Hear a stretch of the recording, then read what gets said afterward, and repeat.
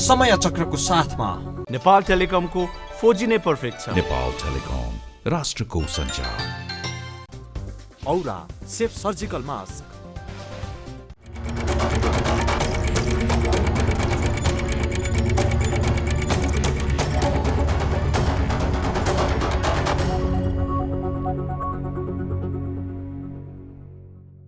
इमानदार, मेहनती र देशभक्तहरूलाई सम्मान गर्दै व्यथिति, भ्रष्टाचार र अन्याय विरुद्ध हाम्रो निगरानी। यो हो टेलिभिजनको समय चक्रमा यहाँलाई हार्दिक स्वागत छ दर्शकवृन्द। म विक्रम श्रेष्ठ। दर्शकवृन्द, वर्षभर मेहनत गरेर तयार पारेको फसल बिक्री गरेको 7 वर्षसम्म पनि भुक्तानी नपाउने किसानको गुजारा कसरी चल्छ होला? आफूले उत्पादन गरेको उखु भुक्तानी नपाएको भनेर तराईको किसान फेरि काठमाडौँमा आन्दोलन गर्न आइपुगेका छन्। दर्शकवृन्द, पोहोर माघमै पाइसक्ने भनिएको पैसा किसानहरूले अहिलेसम्म पाएका छैनन्। सरकारले चाहने हो भने किसानमाथि बेइमानी गर्नेहरू एकलाई तह लगाउन सक्छ। किसानको पैसा खाने जालीहरूको कानको जाली फुट्ने गरी कारबाही गर्ने ल्याकत पनि सरकारसँग नभएको होइन। तर सरकारको ध्यान त संवैधानिक परिषद, मन्त्री परिषद फेरबदल, सांसद नियुक्ति, सचिवालय बैठक, सवाल जवाफ आदि आदिमा गइरहेको छ। किसानका समस्या भन्दा यी विषय देश बदल्न आवश्यक पर्छ होला। सरकार यतै अल्मलिरहेको छ सायद। यो हेरौँ।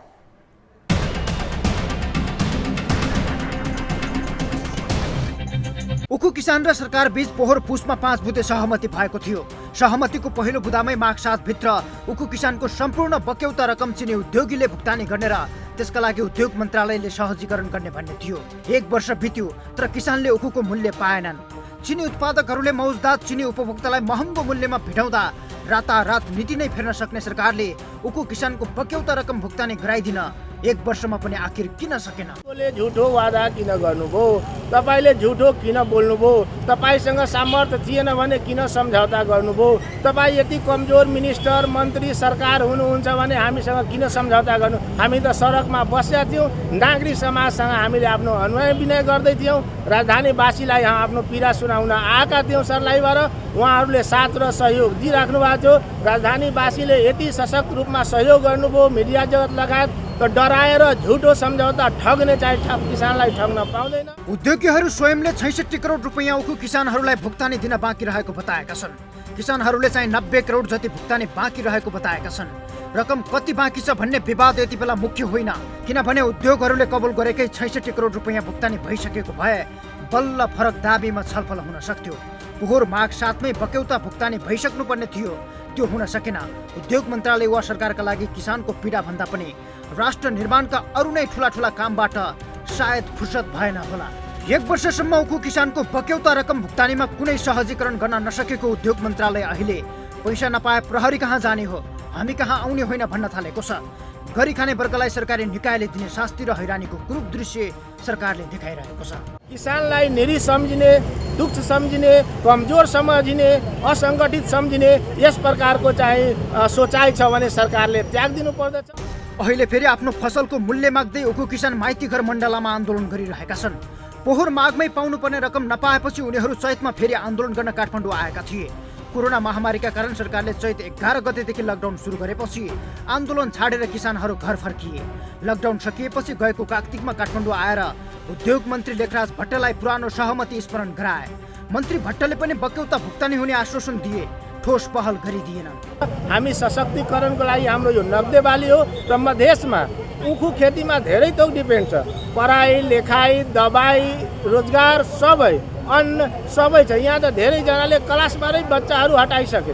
उखु किसानले समयमा पैसा पाएन, ट्युसन फी दिएन, ट्युसनबाट अब टिचरले कति फ्रीमा पढाइराख्ने, त यस किसिमको वातावरण। अहिले फेरि किसानहरू आन्दोलन गरिरहेका छन्। भुक्तानीका लागि पहल नगर्ने तर वार्ताका लागि मात्रै बोलाएको भनेर किसानहरू सरकारसँग पनि रुष्ट छन्। राज्यको नीति नियम पालना गर्ने भनेर उद्योग चलाएकाहरूलाई सरकारले निर्देशन दिन नसक्ने सरकारी निर्देशनलाई अवज्ञा गरे पनि उद्योगीहरूलाई कारबाही गर्न नसकेको भन्दै किसानहरू क्रुद्ध छन्। किसानहरूको आन्दोलनमा जनसमर्थन र सरकारको चर्को आलोचना हुन थालेपछि पोहोरको जस्तै यसपटक पनि उखुको भर्केउता नदिने चिनी मिल सञ्चालकहरूलाई पक्राउ गर्न प्रचार भइरहेको छ। समिति साथ दिइरहेको छौँ, सरकारलाई पनि भनिसकेको छ पैसा दिनु, जसले पनि ऋण राष्ट्र ब्याङ्कसँग कुराहरू ऋण दिनु पर्यो, ऋण मार्फत भए पनि दिनु पर्यो त्यो पैसा चाहिँ। त्यो वर्षौँ चाहिँ बग्यो त हो नि त, यस वर्ष मात्र होइन नि। मङ्गलबार गृह मन्त्री रामबहादुर थापा बादल नेतृत्वमा बसेको 3 मन्त्रीहरूको बैठकले यस्तो निर्णय गरेको बताइएको छ। बैठकमा उद्योग वाणिज्य तथा आपूर्ति मन्त्री लेखराज भट्ट, सङ्घीय मामिला तथा सामान्य प्रशासन मन्त्री हृदयेश त्रिपाठी र कृषि मन्त्री घनश्याम भुषाल लगायतको उपस्थिति थियो। देशको अर्थतन्त्रको मुख्य आधार नै कृषि हो, यही कारण नेपाल एक कृषि प्रधान देश हो पनि भन्ने गरिएको छ। यही कृषि प्रधान देशमा किसानहरू चाहिँ सधैँ पिल्सिरहेका छन्। विगतदेखि वर्तमान सरकारहरूको कार्यशैली हेर्दा अन्नदाता मानिने किसान कहिले पनि प्राथमिकतामा परेका छैनन्। अहिले पनि सरकारको मुख्य ध्यान भनेको राजनैतिक किचङ्गलमै रहेको देखिन्छ।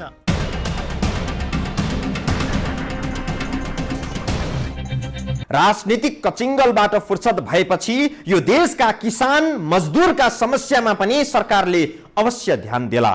किसानले फसलको मूल्य नपाउँदा, विद्यार्थीले पढ्न नपाउँदा, श्रमिकले रोजगारी नपाउँदा सरकारलाई खासै दुख्दैन होला। सरकारलाई दुख्ने कुरा निकै फरक छ दर्शकबिन्द। आफ्नाले भाग पाएनन् भने, आफ्नालाई सांसद मन्त्री बनाउन पाइएन भने, विभिन्न आयोगको प्रतिवेदन लुकाउन पाइएन भने, सदाचारीहरूलाई थुन्न पाइएन र भ्रष्टलाई पनि कारबाही गर्न पर्यो भने सरकारलाई दुख्छ, गजबसँग दुख्छ। उखु किसानका समस्यामा गोहीको आँसु झार्नेहरू अहिले सबका सब दुई पक्ष भएर एउटा अध्यादेशमा पराक्रम गरिरहेका छन्।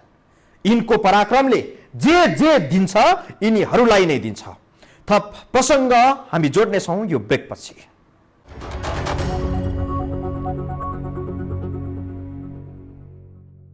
सर्वहारा वर्गको लागि राजनीति गर्छौं भन्नेहरूको प्राथमिकतामा मजदुर किसान सधैँ पर्दै आए, तर औपचारिक दस्तावेजमा मात्रै। देशमा कम्युनिस्ट पार्टीको शासन छ, सरकारमा कम्युनिस्ट पार्टीकै अध्यक्ष प्रधानमन्त्री छन्। निमुखाका लागि यो गर्ने त्यो गर्ने भनेर पार्टीका घोषणा पत्रदेखि सरकारी दस्तावेजहरू भरिभराउ छन्। त्यही देशमा किसानहरूले आफ्नो फसलको मूल्य माग्दै काठमाडौँ आएर आन्दोलन गर्नु परिरहेको छ। उखुको पैसा पाइएन भनेर पनि काठमाडौँ नै आइरहनु पर्ने अनि संघीयता जिन्दाबाद पनि भनिरहनु पर्ने यो हरिविजोग नेपाल बाहेक सायद अन्यत्र होला।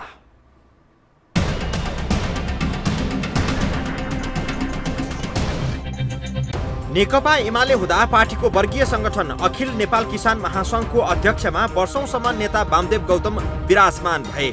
झट्ट हेर्दा गौतम किसानका नेता जस्ता देखिन्थे। प्रत्येक असार 15 मा धान खेतमा पसेर धान रोपेको स्टन्ट पनि गर्थे। तर जीवनकालमा नेता गौतमको रोजाइमा कृषि विकास मन्त्रालय कहिल्यै परेन। खेतमा काम गर्ने महिला झुत्रा किसान भन्दा नेता गौतमको चाहना चिटिक्क पोसाक, हातमा डन्डा, कम्मरमा पिस्तोल बोक्ने, जसलाई भन्यो त्यसलाई ठाउँको ठाउँ तह लगाउन सक्ने प्रहरी र प्रहरी संगठनमा पर्ने गर्दथ्यो। कम्युनिस्ट पार्टीका नेताहरूले मजदुर र किसानका लागि राजनीति गरेका हौं भन्ने गर्छन्, तर यी नेताहरूको रुचि कृषि विकास तथा पशुपक्षी मन्त्रालयमा कहिल्यै पर्दैन। यो गणतान्त्रिक सरकार हो, यो लोकतान्त्रिक सरकार हो भनेर हामीले जुन गर्व गरेका थियौँ त्यो गर्व गर्ने ठाउँ रहेन। अब यो किसान दलालहरू, यो सरकार दलालहरूको सरकार हो भन्ने कुरा यो घटनाक्रमले पुष्टि गरेको छ। किनभने दलालका पक्षमा सरकार उभिएको छ, किसानहरूको कुनै सुनवाई गरिरहेको छैन। यो मन्त्रालय त तिनलाई दिइन्छ जसले पार्टीमा राम्रो हैसियत वा प्रभाव राख्न सकेका हुँदैनन्, जस्तो कि हरिबोल गजुरेल, हरि अधिकारी, चक्रपाणी खनाल र अहिलेका घनश्याम भुषाल आदि। यी सबै नेताहरू खासमा नेता नभएर प्रचण्ड, वामदेव गौतम, माधव कुमार नेपाल आदिका कार्यकर्ता मात्रै हुन्। मन्त्रालय विभाजन गर्दा नेकपाका प्रभावशाली नेताहरूलाई कृषि विकास तथा पशुपक्षी मन्त्रालय छुट्याइदिने हो भने त्यो विषय ठूलो नेताका लागि अपमान गरेको सरह ठानिन्छ। निम्न कोटिका कार्यकर्ता वा कनिष्ठ नेताका लागि कृषि विकास मन्त्रालय छुट्याइन्छ। प्रभावशाली नेताहरूका लागि मालदार मानिने अर्थ, गृह, रक्षा, भौतिक योजना जस्ता मन्त्रालय दिने गरिन्छ। किसानका लागि काम गर्ने मन्त्रालयको मन्त्री भएर काम गर्नु भनेको ठूला नेताहरूको इज्जत जाने वा अपमान हुने कुरा ठान्ने गरिन्छ। जो आफूलाई किसानको नेता हुँ भन्ने ठान्छन् ती मध्ये लगभग 100%ले कृषि कर्म नै गर्दैनन्। घाम पानीमा खेतमा काम नगर्ने तर किसानका नेता हौ भन्नेहरूलाई किसानको दुःख पनि थाहा हुँदैन। जसलाई अरूको दुःख वा पीडा बोध हुँदैन तिनले किसानका समस्या समाधान गर्छन् भन्ने आशा पनि गर्न सकिन्न। किसानसँग किसानकै छोराछोरी विभिन्न पदमा काठमाडौँमा लगायतमा हुनुहुन्छ। किसानको समस्या समाधान भएन भने, समृद्ध किसान भयो भने समृद्ध नेपाल बन्न सक्दैन। त्यसकारण समृद्ध नेपालका कुरा गर्नेहरूले समृद्ध किसानको पहिला बाटो अपनाउनु पर्दछ। कृषि कर्मको कुरा मात्रै होइन, अधिकांश नेताको कमाई खाने भाँडो भनेकै राजनीति बनेको छ। मेहनत गर्ने किसान आफ्नो फसलको मूल्य नपाएको भनेर तराईबाट काठमाडौँ आएर आन्दोलन गर्न बाध्य छन्। कतिपयको घर खेत नै बन्दकी छ। उनीहरूको जीवनस्तर झन झन पीडादायी बनिरहेको छ। तर जीवनमा आय हुने वैध काम कहिल्यै नगरेको धेरै नेताहरूको जीवन शैली राजा महाराजाको भन्दा कम छैन। नेपाल कम्युनिस्ट पार्टीकै अध्यक्ष पुष्पकमल दाहाल प्रचण्डको जीवन शैली बारे त प्रधानमन्त्री केपी शर्मा ओलीले नै प्रश्न उठाएका छन्। यस्तो विलासी जीवनशैली हुने कति छन् कति। आय आर्जनका लागि कहिल्यै मेहनत नगरेका र मुख्य पेसा उद्योग वा व्यापार भन्नु नै राजनीतिलाई बनाएका हाम्रा नेताहरू किसान मजदुरका समस्यामा कहिल्यै पनि गम्भीर भएनन्। यदि गम्भीर हुन्थे भने पोहोर पुसमा भएको सहमति बमोजिम चैत महिनामा किसानले उखुको मूल्य पाइसक्नु पर्ने थियो। यसबीच किसानहरूले उद्योग मन्त्रीदेखि राष्ट्रपति विद्यादेवी भण्डारी सम्मलाई भेटेका छन्। नेकपाको घर झगडा मिलाउन व्यस्त रहने राष्ट्रपतिले पनि किसानका समस्यामा खासै चासो दिएको देखिएन, सुनिएन।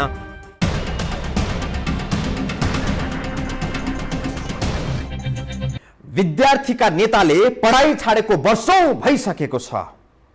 किसानको नेता हुँ भन्नेहरूको चटक असारको 15 मा देखिन्छ। दर्शकबिन्द, मजदुरका नेता हौं भन्नेहरूले न मजदुरी गर्छन् न कुनै अरू आय आर्जन हुने काम गर्छन् केवल राजनीति। राजनीतिलाई नै पेसा, व्यवसाय, व्यापार बनाएकाहरूले किसानका समस्या कसरी बुझ्लान्? तैपनि केहीले त पार्टीकै नाम राखेका छन्, नेपाल मजदुर किसान पार्टी। थप प्रसङ्ग सहित हामी जोड्छौं यो ब्रेकपछि।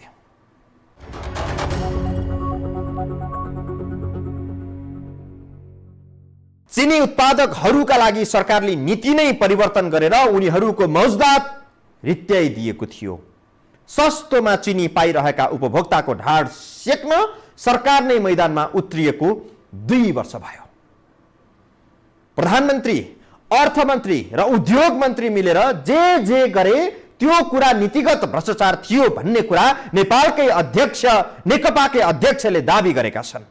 नेकपाको सरकार, नेकपाकै अध्यक्षले नीतिगत भ्रष्टाचार भयो भनिरहेका छन्, जसका लागि यो सरकार नीतिमै फेरबदल गर्न तयार हुन्छ। किसानका लागि किन सिनको भाँच्न तयार हुँदैन? यो रिपोर्ट हेरौँ।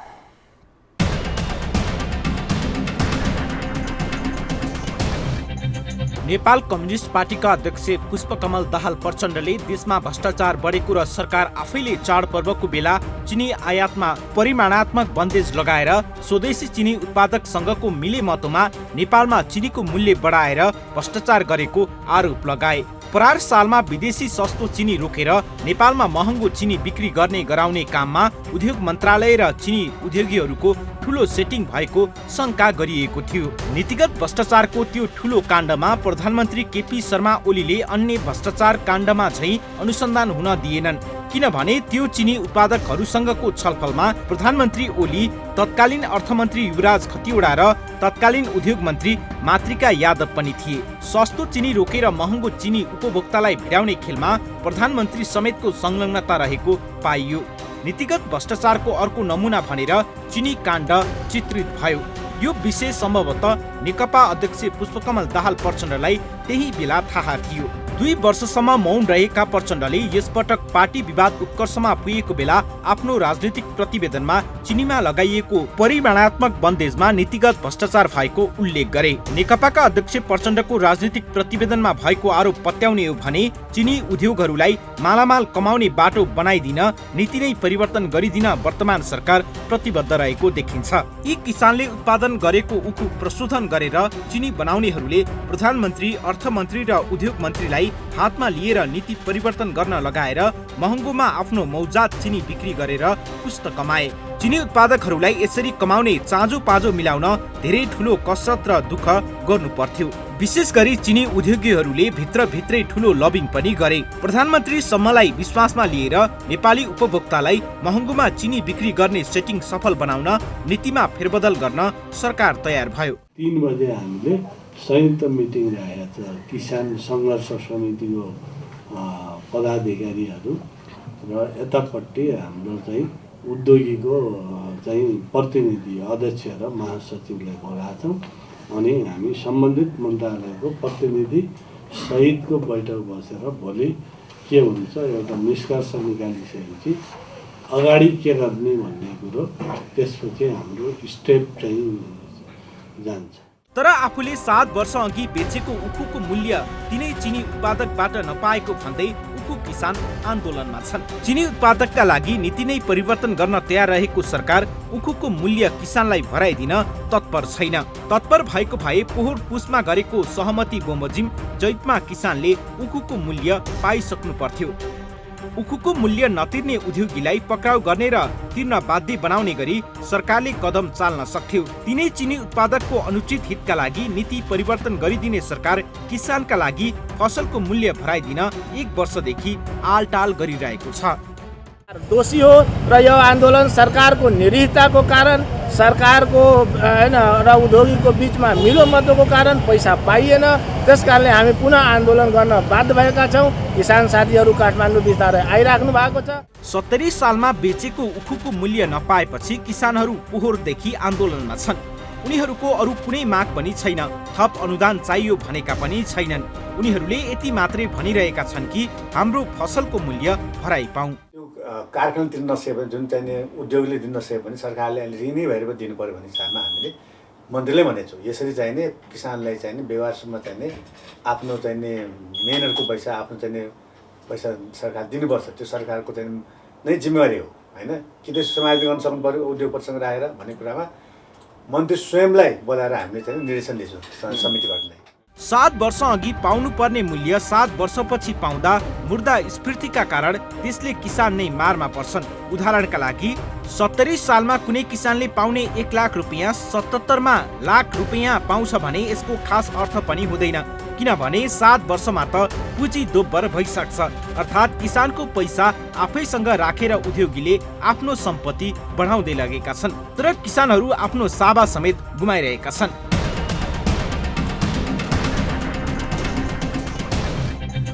सरकारमा रहेका कुनै पनि मन्त्री, राज्य मन्त्रीलाई सोधौं कि जनमुखी काम गर्न केले रोक्यो?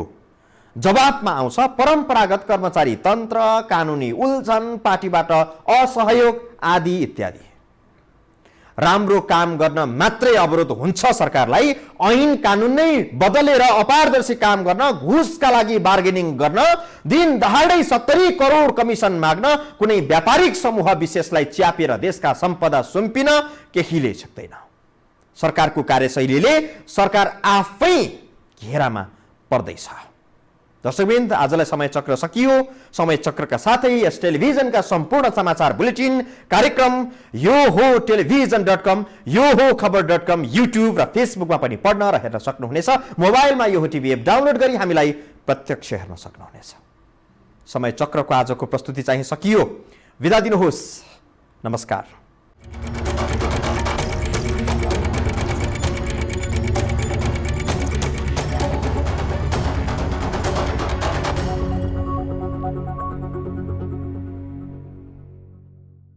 समय चक्रको साथमा नेपाल टेलिकमको 4G नै पर्फेक्ट छ। नेपाल टेलिकम, राष्ट्रको सञ्चार। औरा सेफ सर्जिकल मास्क